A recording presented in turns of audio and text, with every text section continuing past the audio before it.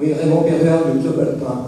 Là, on a eu le cas idéal, je dirais un dialogue entre deux professionnels qui connaissent le terrain, qui connaissent le vocabulaire.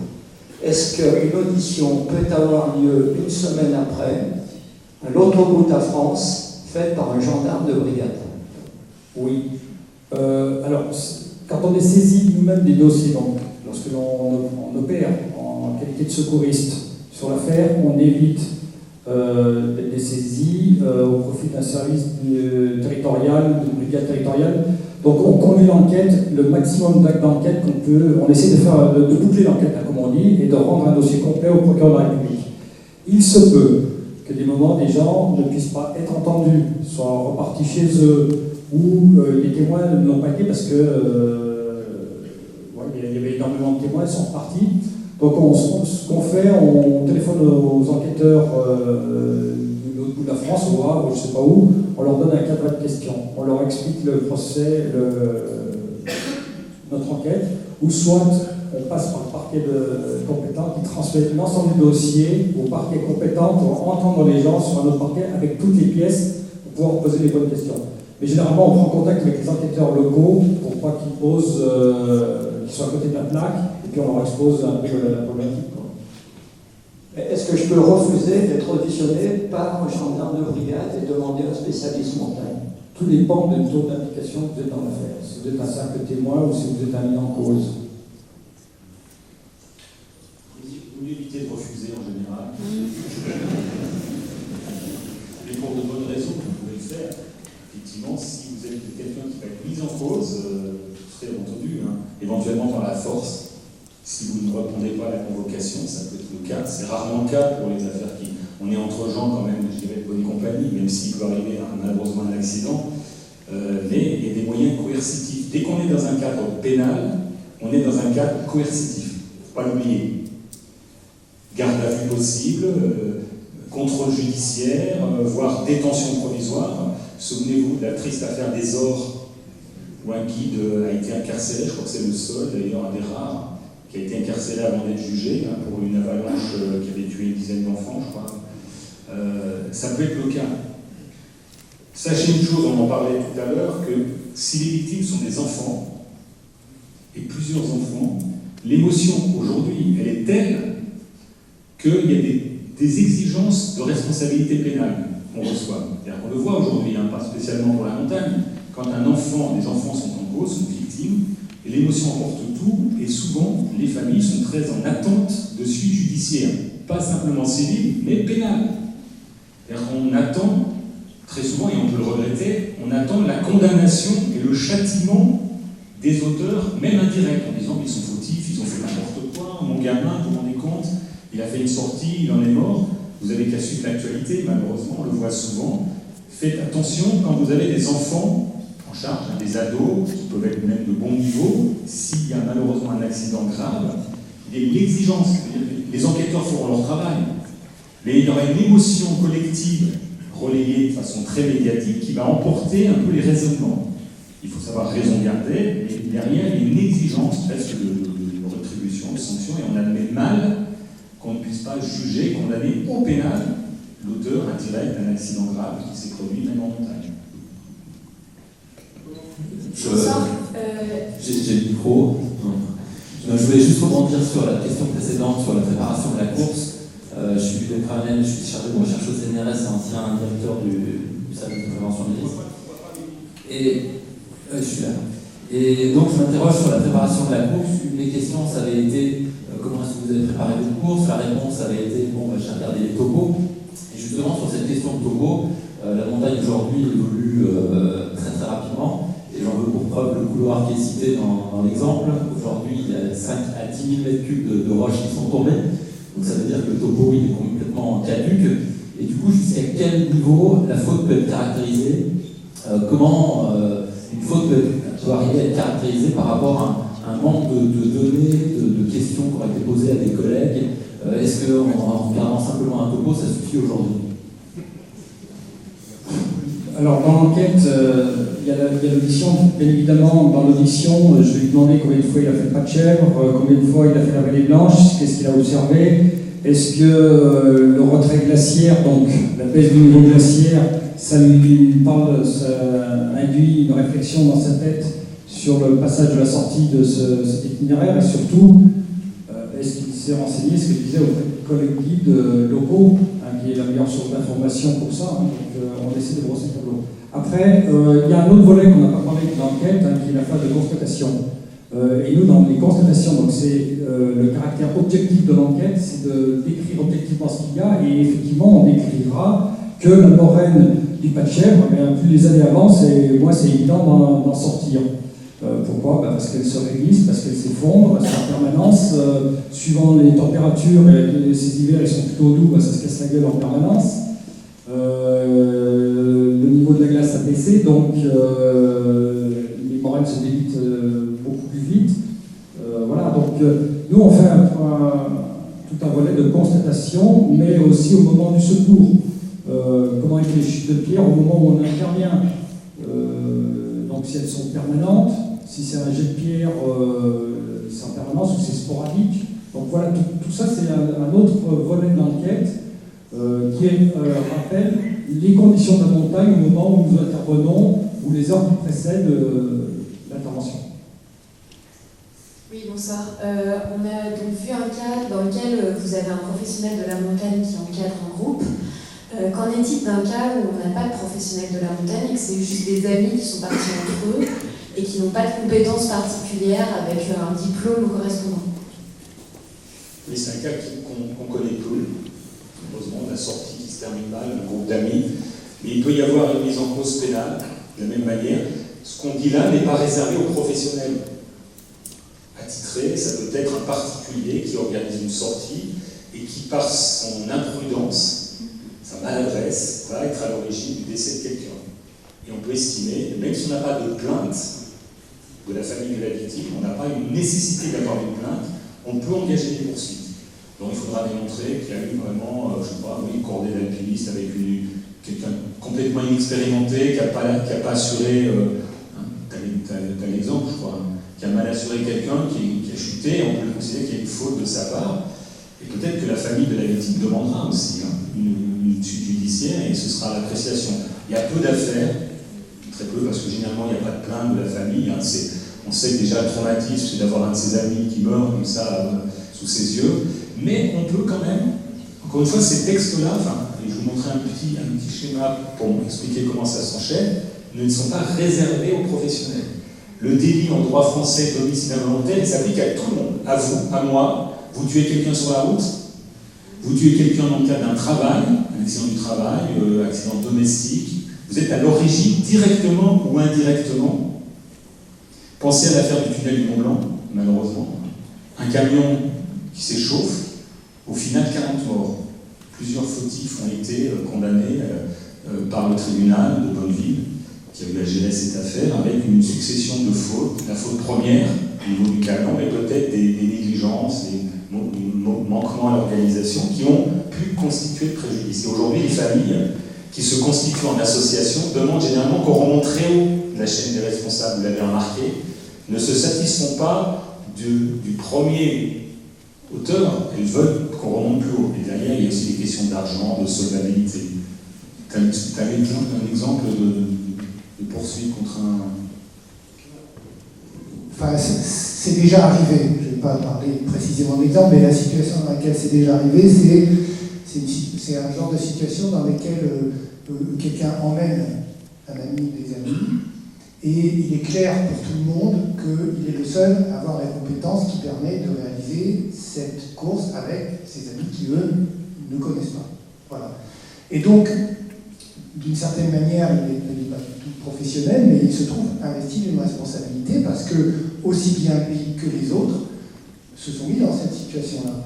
Et une situation comme celle-là, il est arrivé, j'ai entendu parler une fois, que ça se conclut pénalement pas très très bien, parce que de fait, il s'était trouvé en situation d'être le responsable. Donc c'est pas réservé aux professionnels, cette question-là, c'est-à-dire que quand on propose à des amis de faire quelque chose, si on est celui sur qui tout repose, et si les autres disent j'y vais mais parce que je compte sur toi, de fait, on a à répondre de quelque chose. Quoi. J'ajouterais juste une précision là, sur la question de la dame précédente, le PGHM d'enquête. Alors, je vais tuer un reçu, hein, on ne fait pas des enquêtes lorsqu'il y a des guides, des professionnels, des moniteurs de ski ou quoi. Lorsqu'il y a des blessures graves, décès, blessures graves, j'entends amputation, atteinte des organes vitaux, le PGHM d'enquête, même s'il s'agit de 2 particuliers, de 2 personnes en amateur. Pourquoi ? Parce que d'abord, le magistrat se prononcera aussi sur la suite à donner du dossier, et au plan civil, nos procès-verbaux d'audition de constatation aident ensuite au plan de réalisation des dommages avec les assureurs. Oui, vous avez dit au tout début, on enquête aussi les clients. Est-ce qu'on les enquête au niveau seulement de savoir si, à leur avis, les guides, les encadrants ont fait des fautes, ou aussi savoir quel est leur niveau? Est-ce qu'ils avaient le niveau requis pour faire cette course-là? Alors ma question, c'est que, à la fois j'ai fait beaucoup de montagnes, mais j'ai aussi fait ce qu'on appelle du voyage sportif, si je veux dire, dans tout un tas de disciplines, et j'étais étonné, comme vous dites tout à l'heure, pour faire du fric, hein, le nombre de gens qu'on reçoit, qu'on accueille, qui n'ont pas du tout le niveau requis, hein, quel que soit le sport, que ce soit du cheval, du kayak, ou sur les côtes du Groenland, ou je ne sais quoi d'autre. Oui, tout à fait. C'est l'aspect que l'on va aussi border, comme on dit, dans l'audition.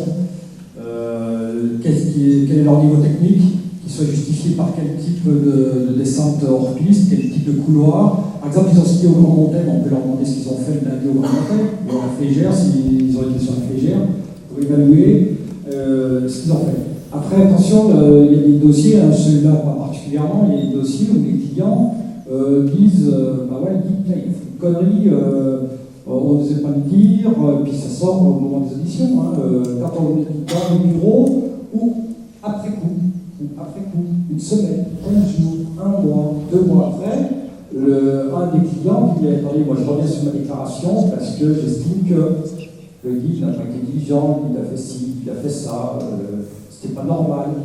Voilà, tous les comportements de la nature humaine se retrouvent en fonction des situations. Donc, évidemment, les auditions varient entre une première audition plus à chaud et après réflexion. Bonsoir. Oui, alors moi, ma question elle est plutôt vers est-ce qu'il y a une expertise qui est faite par exemple des nivologues ou des météos sur les conditions locales et, par rapport au terrain lui-même? Oui, parce que les magistrats sont des généralistes. Ils ne sont pas forcément, même si, comme le président Manteau, ici présent de Bonneville, c'est un grand montagnard, mais le magistrat, c'est un généraliste. Il n'est pas expert en tout. Il a besoin de spécialistes, de techniciens de la matière pour l'éclairer sur les circonstances et les causes de l'accident. La neige, les mouvements, les chutes de pierre, etc. Et donc on a affaire à des experts qui sont inscrits sur des listes, cours d'appel, cours de cassation, des gens expérimentés de toute confiance, qui doivent travailler au service de la justice, à charge et à décharge d'ailleurs, quelque part. On ne demande pas de dire si quelqu'un est coupable, on demande simplement de rassembler des éléments d'appréciation sur l'affaire en question. On a un excellent expert, quelqu'un qui débute dans le métier, Alain Duclos, qu'on ne présente plus, qui peut nous dire quel est son rôle là-dessus. Alain. Merci. Oui, cette position d'expert est quelque chose qui, comme l'a dit Jacques Dallès, doit éclairer le tribunal, éclairer les magistrats. Et je dirais non pas s'enfoncer dans la complexité des choses. Donc voilà, je suis souvent sollicité dans l'histoire d'Avalanche, et en fait je cherche surtout à montrer aussi clairement que possible ce qui s'est passé, et puis à montrer aussi ce que les personnes mises en cause pouvaient voir ou non. Le but n'est pas, par exemple, de parler de la forme des grains de neige, puisque personne ne les voit, sauf les chercheurs en laboratoire. Et ce que je veux dire, c'est un peu le tournant qu'on essaie de faire prendre à ce rôle d'expert. Montrer clairement ce qui s'est passé, et montrer aussi clairement ce que les gens sur place pouvaient observer et qui pouvaient aiguiller leur décision. Voilà. Et pour moi, être expert, c'est simplement ça. Et on le fait, je pense, d'autant mieux qu'on connaît bien son sujet, mais pour éclairer le tribunal, et non pas pour rendre la chose encore plus confuse. Pour simplifier et présenter ce que c'est que la notion de responsabilité pénale, mais on démarre sur la notion de risque. Alors avec ça, on peut avoir une approche philosophique, sociologique du risque. Malheureusement, un accident se commet, a lieu. Alors il y a des risques normaux. Alors là aussi, le mot normal, on peut y mettre beaucoup de choses. Qu'est-ce qu'un risque normal en montagne? Risques normaux, pas de responsabilité, chute de pierre, avalanche qui se déclenche naturellement, etc. Glissade. Cet été, des personnes vont mourir dans nos alpages, sur les randonnées. Vous savez que les randonnées sont dangereuses. Et les gens qui se tuent en montagne, c'est les statistiques qui le montrent, sont des gens du coin. Des gens pas tout jeunes. La moyenne d'âge, c'est entre 50 et 70 ans. Les gens qui se tuent en faisant des balades en montagne, randonnées, sont des gens du coin. Risque de la chute, de la fatigue, tout ce qu'on veut. Donc là, pas de responsabilité. Si éventuellement il y a une faute qui paraît ressortir à première vue, on est dans la notion de risque anormal. Et là, on recherche éventuellement la responsabilité, cette notion, qui peut être une responsabilité civile, mais ce qui nous intéresse, c'est essentiellement une responsabilité pénale. Le mécanisme en droit français, actuellement, de la responsabilité pour faute en cas d'accident, c'est évidemment, il faut un dommage. En général, c'est la mort d'une personne, la plupart du temps, ou des blessures graves, donc une victime. Une faute qu'on va essayer de caractériser si elle existe. On ne part pas d'un présupposé qu'il y a une faute, on regarde, on cherche si éventuellement il y a une erreur qui est constitutive d'une faute, qui peut mettre en cause l'encadrant. On parlait de l'encadrant en parlant de professionnel, mais ce n'est pas limité aux professionnels. Et on cherche ce fameux lien de causalité entre la faute et le dommage. Il faut qu'il y ait un lien. Ce qui rattache à un moment donné à l'accident une cause quelconque, qui peut être une cause immédiate ou une cause médiate, ça dépendra. Et donc pour les délits non intentionnels, on évoque l'homicide et les blessures involontaires. On n'a pas eu l'intention évidemment de causer le dommage. Dommage, faute. Il y a une causalité directe ou indirecte. Je l'évoquais il y a quelques instants. C'est très important aujourd'hui, c'est le droit français. Y a-t-il une faute directe ou indirecte? Est-ce que la personne en cause est à l'origine directement du dommage ou simplement par son comportement, son action, son inaction, elle peut être à l'origine indirectement du dommage? Là, vous l'avez compris, dans notre affaire, c'est une cause indirecte. Le professionnel, en cas d'auteur, si c'est un auteur direct, il a mal assuré quelqu'un, il a déclenché lui-même une plaque, quelque chose comme ça. Si c'est l'auteur direct, tout type de faute peut entraîner sa responsabilité. Même une faute légère, une faute simple, une erreur, un manquement, peut l'amener devant un tribunal correctionnel. En cas de, s'il est auteur direct, il a entraîné une chute de pierre lui-même, il a entraîné une avalanche, il a fait chuter quelqu'un, une responsabilité simple. Si, et plus souvent, il est auteur indirect, le cas de notre affaire, là, il faut uniquement une faute aggravée, une faute lourde, qui va entraîner sa responsabilité. On exige plus quand on n'est pas l'auteur direct de la situation. La faute aggravée, nous dit la loi, c'est soit une faute délibérée, c'est-à-dire qu'on a consciemment violé une obligation, on n'a pas respecté un arrêté d'interdiction de piste ou de montagne, on a violé délibérément, on s'est affranchi de toute prudence, on appelle la faute délibérée, violation délibérée d'une obligation particulière de prudence ou de sécurité imposée par la loi ou le règlement, ou plus souvent une faute caractérisée, celle qui expose quelqu'un à un risque d'une particulière gravité qu'on ne peut ignorer. C'est ce que dit la loi. Donc vous voyez qu'on est dans des appréciations, qu'est-ce qu'une faute, cause directe ou indirecte, et après une exigence renforcée de responsabilité pour poursuivre pénalement l'auteur indirect. C'est le cas souvent des encadrants à qui on reproche une sortie mal organisée ou malheureusement un risque qui s'est produit, une chute, etc. Voilà notre situation. Vous retrouvez dans le code pénal en France depuis 2000, la loi du juillet 2000, je crois, voilà, et qui va guider les questions que poseront les enquêteurs et ensuite les questions que se posera le procureur et éventuellement le juge. Dans le cadre d'une enquête, celle-là ou une autre, la mission de la justice, telle qu'elle apparaît, c'est d'une part de déterminer s'il y a une faute, et puis d'autre part de graduer cette faute, la gravité de cette faute.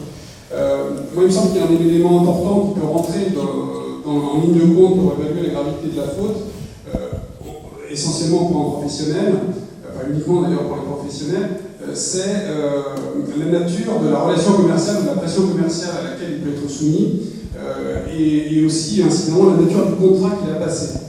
Je vais l'expliquer un peu plus précisément.